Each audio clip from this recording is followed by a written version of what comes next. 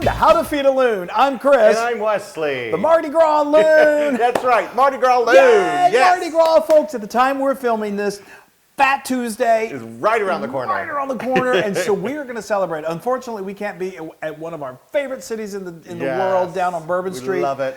But we are going to bring in Mardi Gras in style, and so can you. We are going to make a classic dish. Yes. We are making our Crawfish étouffée. Yes, that's right. Étouffée. Hey. So show them this crawfish. Look at this crawfish. So crawfish, if you're not familiar with it, where you been? Yes. It's really popular, obviously in Louisiana and down south. It's also called crayfish.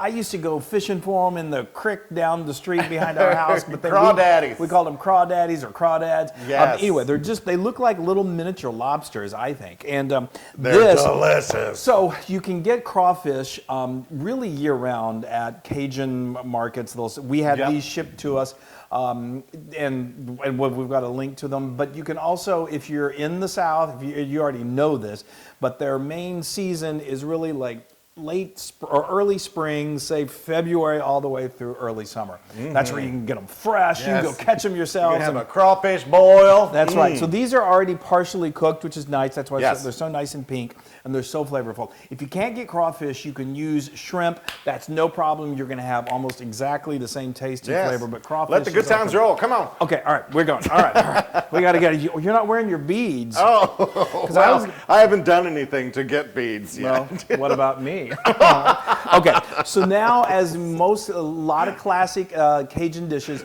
this requires a roux. And what kind of a dark, oh, I just gave it away. A dark roux, not so dark. Not as dark, I don't think as dark as a gumbo, a little lighter. Yeah, so we're going to make a roux by combining some oil and some flour. So we've got a half a cup of, I use vegetable oil. You can also use butter if you want, but we've got more butter coming, so don't worry about that. So this roux is the basis of this dish, and it's also a thickener to get things a little thick. That's right. That's why it's a roux. Yeah. Okay, so now I'm just I don't need a roux.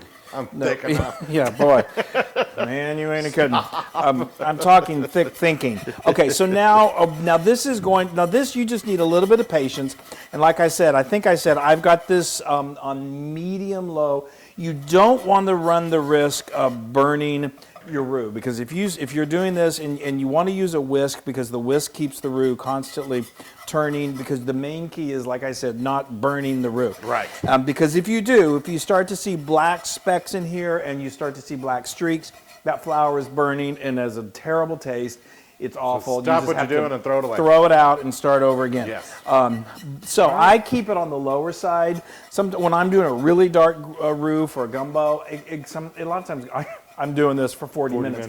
But it's kind of good. It kind of gives you a good workout on your arm. But anyway, gives you time to go fix yourself a hurricane or something.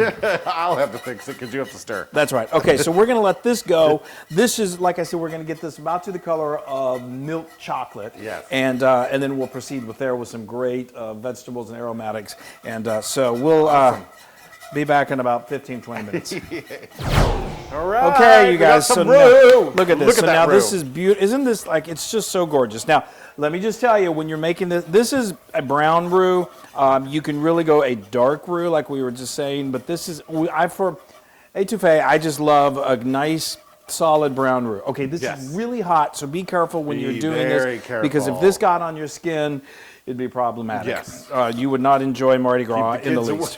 Keep the kids away, keep the animals away. Yeah, and don't hit that. Okay, so now we're going to add to the heat, we're going to add some vegetables. And I'm going to do this quickly because it just is incredible how it just cooks these things. Okay. I'm give you the quantities later. That's onion.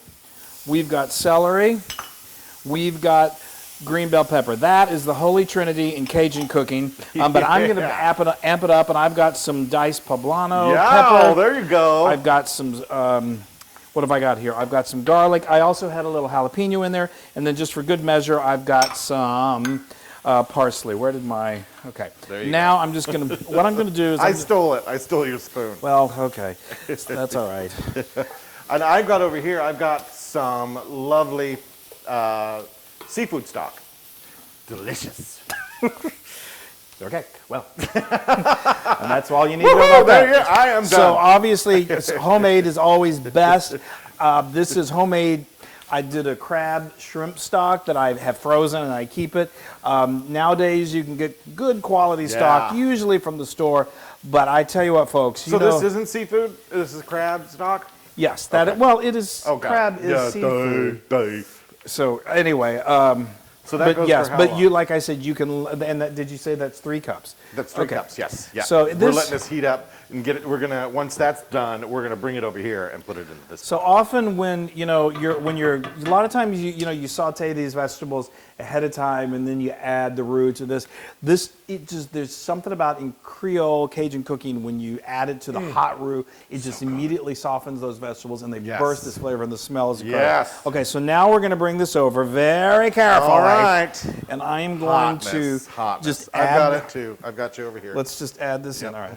Very careful. It's super hot, and I'm using my right hand, which is not always easy because I'm left-handed. Look at that gorgeous roux down there. Yeah, make sure you get all the roux in there. Yes. Don't be rude and leave out the roux. Don't be rude. Now. Wow, look at that. Okay, so now, like you said, that roux is going to start working its magic, and it's. You all, this just smells delicious. The smell is crazy. Now, when do I add these lovely We're going to add accoutrements? those in now. So you want to continue stirring because that's not going to take long for that to thicken up. So what I've got here is I've got some thyme, I've got some cayenne pepper, and some smoked paprika. I'm just going to dump that in. Lovely. And then I've got some bay leaves. Yes, those are fresh bay leaves. Yes, we're going to You should throw have that 3 in. there. Got 3 of those. Okay. And then we have some white pepper, some regular pepper, and some salt. We have white pepper, black pepper, and salt. So in Cajun I say cooking, that? you said regular pepper, but anyway, which most people would know what that means.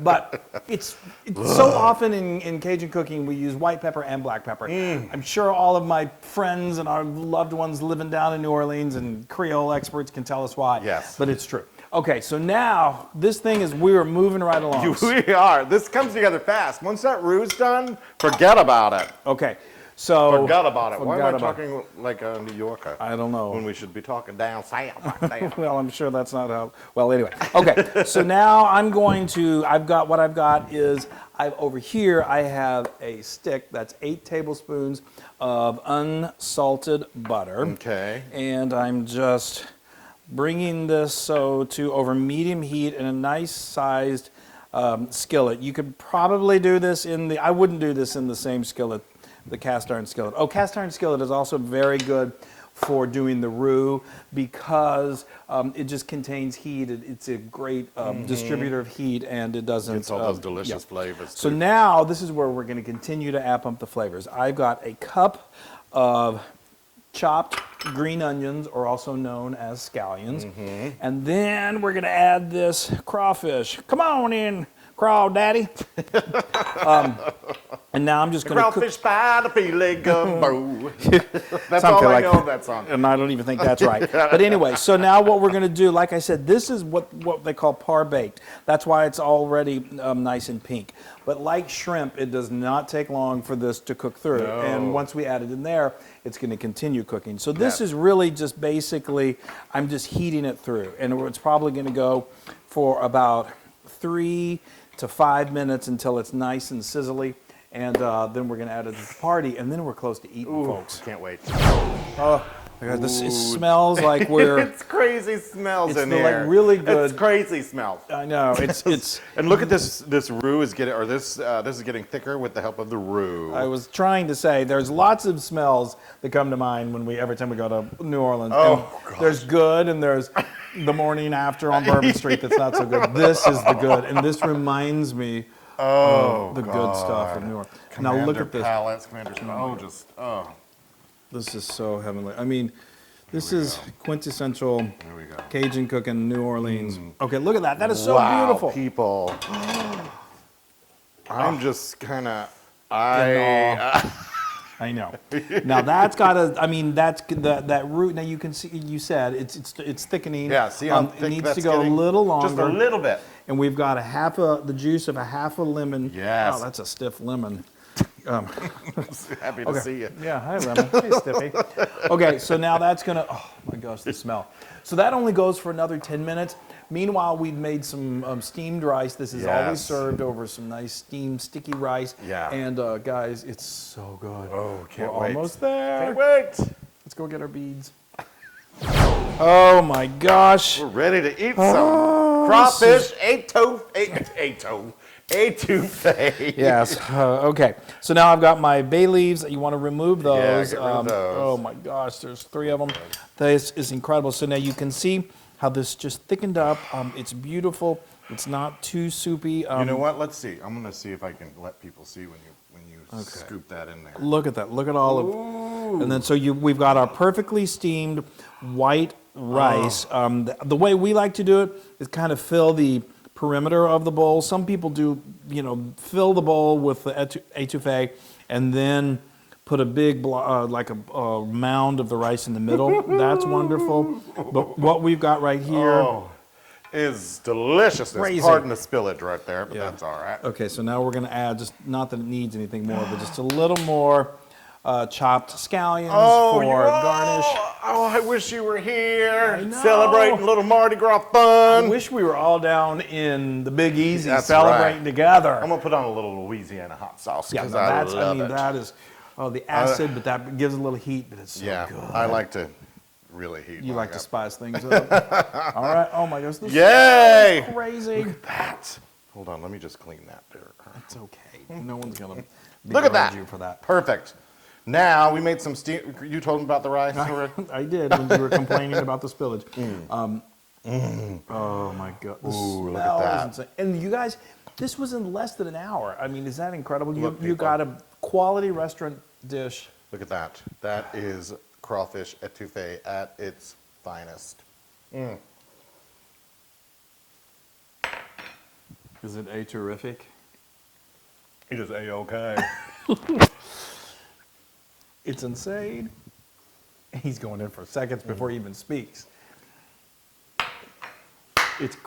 I know. Wow. That is insanely delicious. Oh, the flowers, the flavors. Oh, wow. And that roux, that dark, delicious roux that just makes you feel wonderful. And so it's not too spicy. No, right? I mean, no. you add a lot of this. Yeah. But it's not too, so this has, I would say, medium-low spice level.